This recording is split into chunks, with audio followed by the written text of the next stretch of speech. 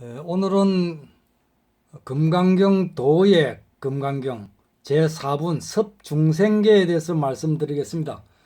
이 도예라는 것은 그림의 언어로서 풀어보는 금강경이다. 그러니까 이제 그 그림의 언어라는 것은 이제 이렇게 그림으로 한 장 그리 가지고 금강경문이 어떻게 나눠지는가, 어떻게 분석되는가, 그 또 짜임새라든지 조직이 어떻게 됐는가, 또 그 줄거리가 어떻게 스타일로 이렇게 내려오는가, 어디까지가 상권이고 어디까지가 하권인가, 뭐 이런 거를 아는 것이 도의 금강경이다. 그림의 언어로서 풀어보는 금강경 해석이다. 이렇게 이해를 하면 되겠습니다. 자, 그러면은 금강경 원문에 보면은 경문에 보면은 이제 어기성중에 차제거리 하시고 환지 본처하사 반사을 하시고, 이게 밥식자인데 먹을 사자로 여기서는 합니다. 그러니까 그 성중에서 어는 에서죠. 에서 차례로 밥 빌기를 마치시고 본처에 돌아와서 밥 먹기를 마쳤다, 그런 뜻입니다. 그러면은 이 대목이 우리가 볼 때는 그냥 생각 없이 이렇게 보면은 부처님께서 사일성에 들어가시 가지고 그 밥을 빌어 가지고 본처에 와 가지고 그냥 밥을 먹었구나, 이렇게만 생각하시는데, 이제 그 내용에 있어서는 참 여러 가지가 여기서 이제 추상적으로도 또 미루어서 생각해 볼 수 있는 것이 많습니다.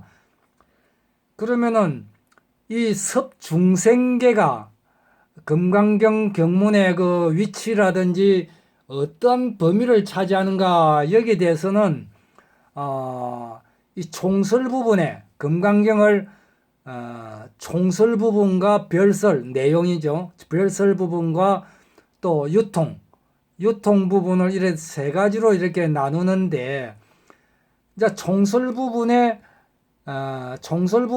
이제 5분 법신으로 나눕니다. 저는 개정의 사막과 해탈과 해탈직연, 여기까지 나눈 5분 법신인데, 이 4분이라는 것은 섭중생계, 중생들과 같이 더불어 잘 이렇게 계행을 청정히 하시면서 사셨다, 공동생활을 잘 하셨다 하는 것이 섭중생계입니다. 그래서 2분과 3분과 4분이 끝나야만 이 개정회 할 때 그 개신을 성취한 것이다, 이렇게 이야기해 볼 수 있습니다. 그 다음에 그 금강경 경문 전체를 내가 62분으로 이렇게 그렸는데, 이 중에 섭중생계라는 것은 총설 부분에 요 빨간 글에는 요 부분에 속한다. 그래서 요 부분을 머릿속에 상상하면서 이 경문을 해석을 해야 된다. 그렇게 주장할 수 있고요. 그래서 이제 그 내용을, 이 경문 4분의 경문을 그 내용별로 알기 쉽게 색깔을 좀 이어봤는데, 이 12분까지 나눠난 것이 금강경 원문을 몰아서 총설로, 대표적으로 총설로 5분 법신이라고 나눴어요. 개정해에다가 해탈신, 해탈직연신, 이것이 이제 불가해서 5분 법신인데, 여기에 나눈 것이고, 그 다음에 이제 여기에 보면 13분부터는 이제 입문을 해가 이렇게 해가지고 내려가는 그 스타일이 있고, 또 사가행위를 이렇게 내려가는, 여기까지가 금강경 상군이 끝나는 것이다, 이렇게 하고요. 그 다음에 그 별설 내용 중에서도 입문과 과지로 나누는데, 여기 보면 원인인자, 이 결과가 있습니다. 그 원인과 결과인데, 그 과지에 있어서도 이게 총설 부분이 있고 법설 부분, 별설 부분인데, 요것을 다 하면 이제 금강경 하군을 마스터한다, 이렇게 이야기할 수 있습니다. 그리고 이제 유통이 이제 부처님 법문을 길이길이 이렇게 유통시키라 하는 그 부처의 말씀을 이제 마지막으로 이렇게 결론을 맺었는데, 그래서 오늘 공부할 것은 그 4분 섭중생계가 이 많은 그림 중에 요 부분에 속한다 이렇게 생각하면 됩니다. 그래서 금강경 그 총설 부분만 하더라도 개정해, 그다음에 해탈신, 해탈직연신 이렇게 5분 법신으로 나누는데, 여기서도 이제 2분, 3분까지는 했고 4분이 오늘 이제 개신 중에 마지막 4분이 섭중생계, 이 원문이 이제 어기성중에 차제거리 하시고 환지본차사 반식을 하시고 반사을 하시고, 이것이 이제 금강경문의 그 마지막이다. 그렇게 생각하면 됩니다. 그래서 2절과 3절과 4절을 다 해야 개신성취를 하는 것입니다. 개정이 할 때 개신을 성취한 것이고, 그래서 이 세 가지를 삼취정계랍니다. 그 중에 오늘은 섭중생계 여기에 대해서 이제 말씀을 드렸습니다. 그래서 지금까지 이야기는 이 섭중생계라는 오늘 해석해야 된 이 과목이 금강경 경문 전체의 비중이 어느 비중에 속하고 어느 위치에 속하는가를 이제 말씀드린 것입니다. 그래서 이제 그 뜻을 우리가 이야기하자면은, 이 섭중생계라는 것은 중생을 잘 거둬들였다, 그런 거 있습니다. 그래서 부처님께서 중생에게 차례로 밥을 빌으시고, 그 다음에 이제 기수급 고득은이죠. 본원으로 돌아오시어 밥을 4분의 3을 나누어 주시고, 그리고 이제 함께 먹고 이렇게 사시는 모습을 보여주신 것입니다. 이것이 이제 삼취정계 중에 섭중생계다. 뜻으로는 일체 중생을 모두 섭했단 말입니다. 이렇게 품었다 그겁니다. 거둬들였다 그겁니다. 널리 이익을 베푸는 것이니 자비심을 바탕으로 중생을 위해 전력하시는 모든 이타형 그런 것들을 말한다. 그래서 여기까지 하면은 이제 섭선, 섭률, 섭중 이것을 이제 다 끝나기 때문에 삼취정계를 마스터하고 개신성취를 얻는 것이다. 그래서 2절과 3절을 마스터하고, 그러면은 섭선과 섭률과 섭중 이것을 다 끝나게 끝났다 이렇게 이야기할 볼 수 있는 것입니다. 그러면은 구체적으로 들어가면은 2부는 섭선법계고 3부는 섭률어계고 4부는 섭중생계입니다. 이 세 가지를 합쳐서 삼취정계인데, 이 섭선이라는 것은 금강경문을 이렇게 내가 직접 아란히 들었으니까, 많은 사람이 같이 들었으니까 믿으시오 하는 그런 섭선법계가 나오는 것이고, 섭률어계라는 것은 그때 이제 식사 때가 되면은 스스로 부처님께서 가사를 입으시고 또 바루를 지참하시고 성중에 들어가가지고 직접 밥을 빌었단 말입니다. 이 시범을 보인 것이고 정명생활을 하신 것입니다. 법률과 규칙과 의식을 잘 지키고 잘 거둬들인 개인이다, 그런 뜻이 되겠습니다. 그리고 오늘은 같이 밥을 빌어 가지고 한자라든지 이런 사람은 밥을 빌러 못 가니까 밥을 빌어 온 걸 가지고 서로 나누어 자시면서 공동생활을 하셨다, 그런 의미가 오늘 4분의 내용입니다. 그래서 섭이라는 것은